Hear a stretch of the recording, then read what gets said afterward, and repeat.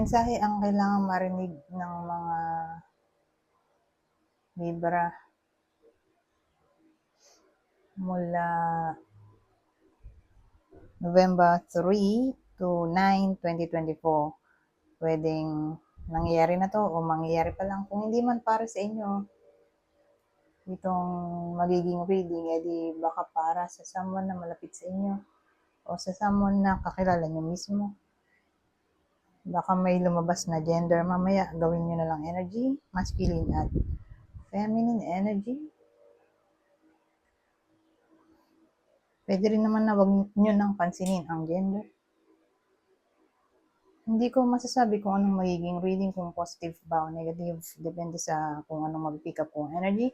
Kung hindi man mag-resonate sa inyo to, edi adjust nyo na lang ang video, hanapin nyo to. Kung hindi pa rin, edi dito na. Itong last deck.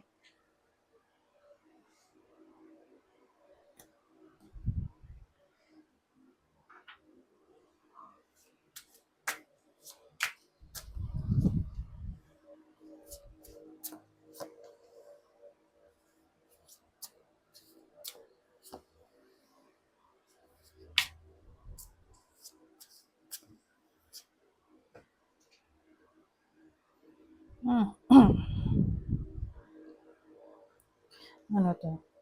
Dalawang tao, gawin ko na lang lahat silang energy. Kasi, hindi pwede magtagal at ano ko nga habulin na zodiac sign. Meron ditong Queen of Potions, Six of Candles, Knight of Presents. Ay, tatlo pala, oh. Tatlo yung court cards pala natin, oh. Kala ko ito lang. Meron pa pala. Ito pa. Knight of Presents, King of Presents. Ano yan?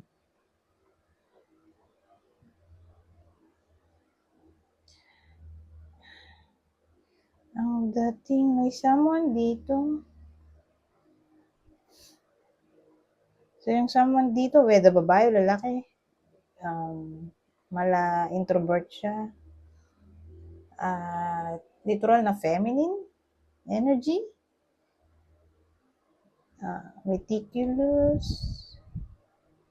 Caring, loving, kind.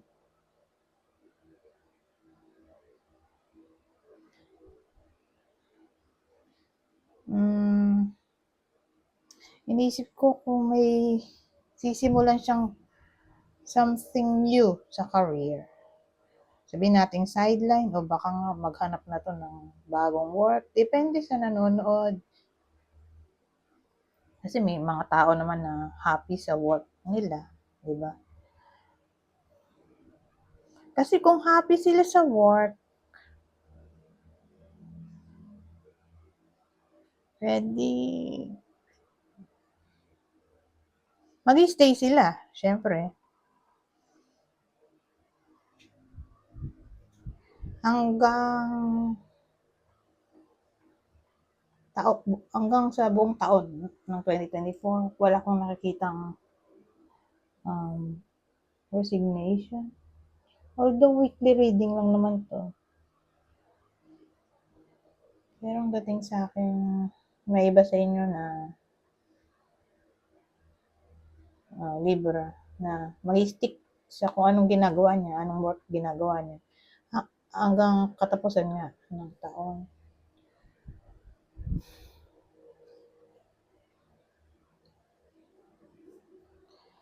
Ano siya may pagka-determinado.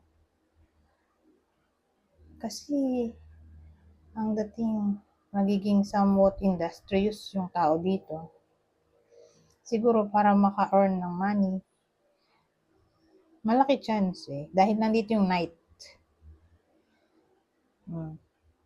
Naging, siya, patient at magkakaroon ng parang tunnel vision. So, pag sinabi mong tunnel vision, steady approach sa buhay. So, doon papasok yung perseverance, persistence, consistency, determination, slowly but surely, Na makuha nga tong King of Presents kasi ano to eh, pwede rin siyang card ng pagiging reliable sa pera. May pera siya, madaling salita. Maasahan mo. Basta may ipon siya. Abundance card na ka rin kasi yan eh. Ibig sabihin, marami siyang pera. Determinado magkapera sa bagay kasi maraming gastos sa December, di ba? Magpapasko, tapos maghahanda ka ng December 31 para pagsalubong mo ng bagong taon, eh, masagana, di ba? Tradisyon yun. Tapos mamamasko pa yung mga inaanak. So, determinado magkapera. So, yung iba nga sa inyo, magsa-sideline pa. O pipilitin mag-OT na mag-OT para madagdagan ng income. Depende. Depende sa kung anong work ng iba sa inyo. Yung iba nga, tawag dito. Halimbawa, naglalabada. Ay di, katanggap siya ng katanggap ng order. Tingin ko pang buong buwan na to. Ng November, pero weekly reading lang tayo. Ganun yung mindset, magiging mindset ng iba sa inyo sa week na to na, yun nga, kailangan maging practical. Magsisimula ng maging practical ba o business-minded yung iba sa inyo sa week na to. Kasi nahanda na ng iba sa inyo ang sarili nila para sa mga gastusin. Kaya tingin ko hindi lang to applicable ngayong week. I-accomplish nyo to buong November. Lalo na kung katulad ko kayo na buwanan yung sahod. Hindi siya twice a month, kundi buwanan, isang beses sa isang buwan. So, syempre, pag isang beses sa isang buwan, wala ka ibang choice, kundi sagarin na talaga yung energy mo. Para sure na malaki yung sasahod mo. Kasi, di nga siya, twice a month. So, pag twice a month, pwede ka pa mag-lilo dyan. Diba? Makapag-adjust. Eh, pag isang buwan, kasi isang beses ka lang kukuha ng pera. So, dapat pilitin mo malaki yung income mo kasi nga, saan ka kukuha ng pera? Isang buwan kang walang pera dahil buwanan nga. Sa next month ka pa magkakapera, isang beses lang.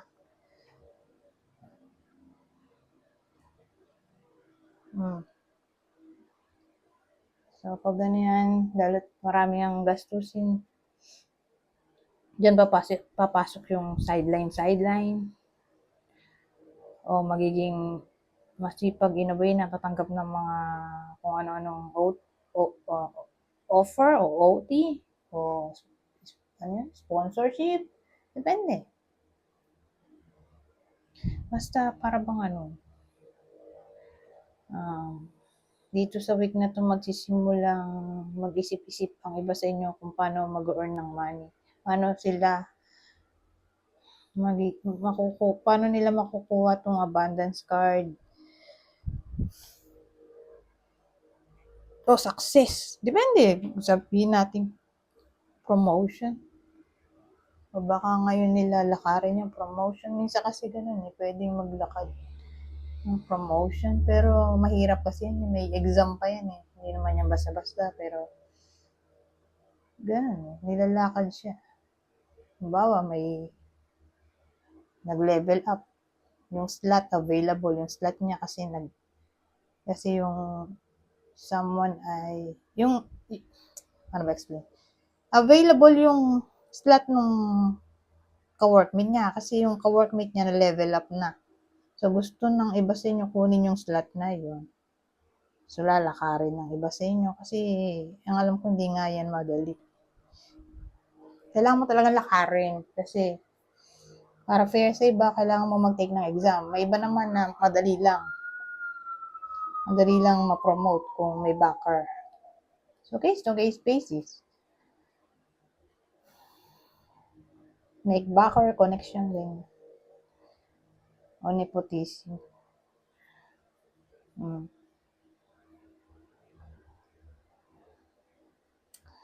So, ganun.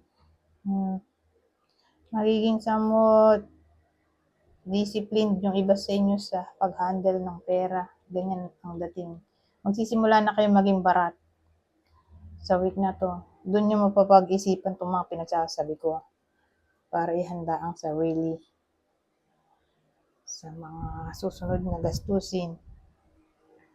Ay, 10 minutes pala. Diyos ko po. Kalimutan ko na to. Mountain. Mais. Oh. Kaya to. Well, pag ganito kasi, medyo problematic yung dalawang card eh.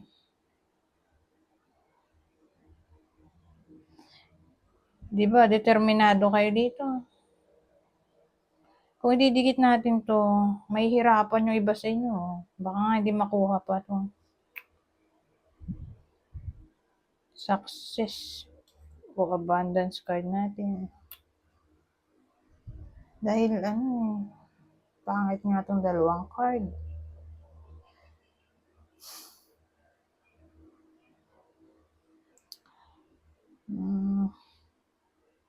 Mahirapan eh. As in, literal.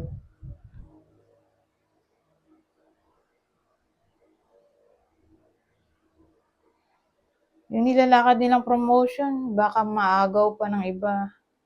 Lalo na kung may backer yung kakompetensya.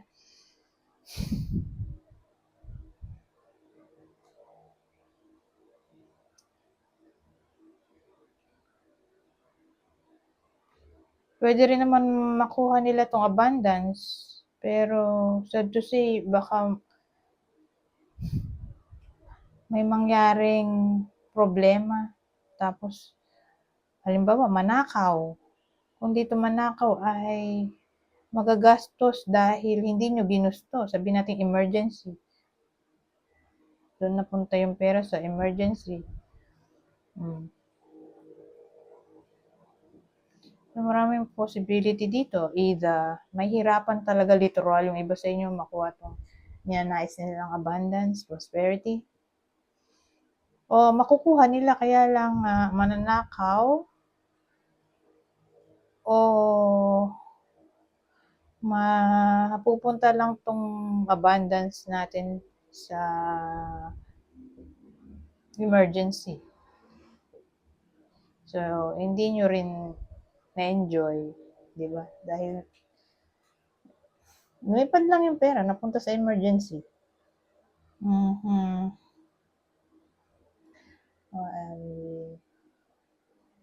Pero kung hindi natin ito ididikit sa tarot, sabihin natin ito lang talaga.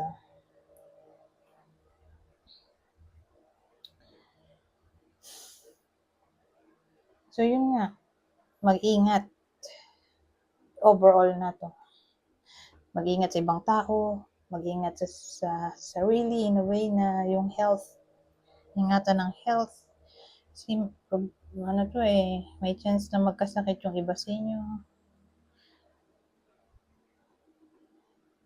Kung dito maratay sa sakit ay ma-depress, karoon ng anxiety, as in mental health ang problem.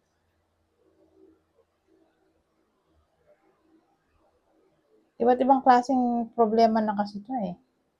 In general. Na para bang i-stress ng iba sa inyo.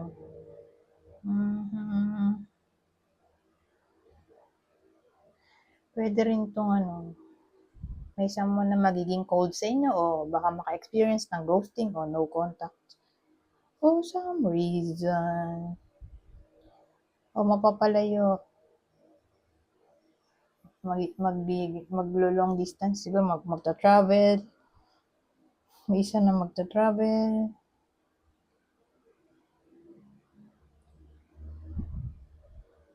Anyways. Kuha tayo na ibang detalye dito. Ito ng last deck. Natural evolution. Let the situation unfold naturally. Basahin ko na lang.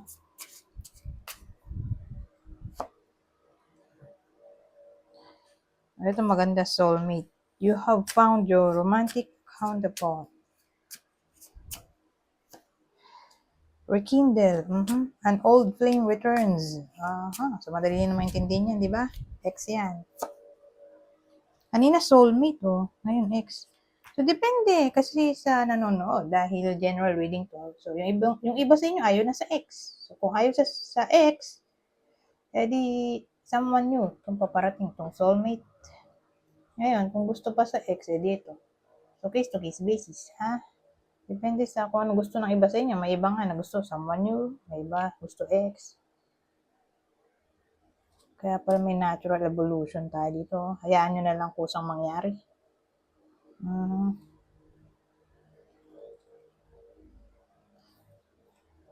Wala kayong kailangan gawin kundi maghintay. And ito, tease. The energy is fun and light-hearted, but uncertain. Well, case-to-case basis. So, pwede rin kasi itong flirtation, di ba? Itong tease o tease. O baka pinag-iingat kayo sa someone na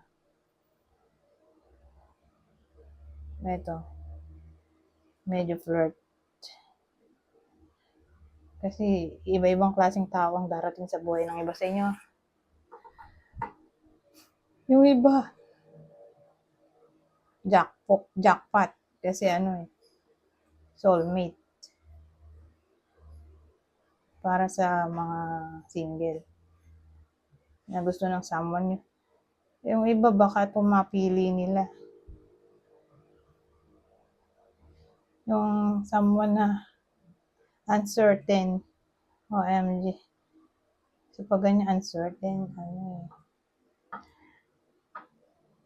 walang commitment to. Hindi nagsiseryoso. Iwan lang kayo sa air. So, kailangan mapanuri. Ito. Ilan na ba to? 4, 5. Love language, quality time. Be the witness to each other's lives. In-encourage tong quality time para sa iba sa inyo na in a relationship. Friendly support. So, pangkalatan na to. Di ba nga sabi ko kanina, daraan ng problema yung iba sa inyo dito sa dalawang to. So, kung di man to tungkol dito, sabihin natin di natin ididikit, di ba? All kinds na to ng problema, di ba? Inilarawan ko naman kanina. Kung ano man yung pwede maging problema nyo. Kasi challenge card to. Sa week na to, don't worry kasi may friends na tutulong sa inyo. Okay? Sabi dito, fairies, guides, and friends give aid. Kung di man to friend na tutulong sa inyo in times of crisis, ay guides. Siguro spirit guides to. O fairies, this is, sama na rin natin, this is loved ones, ancestors. 6 na to, no? 2, 4, 6. Anyways, hanggang dito na lang. Goodbye po na.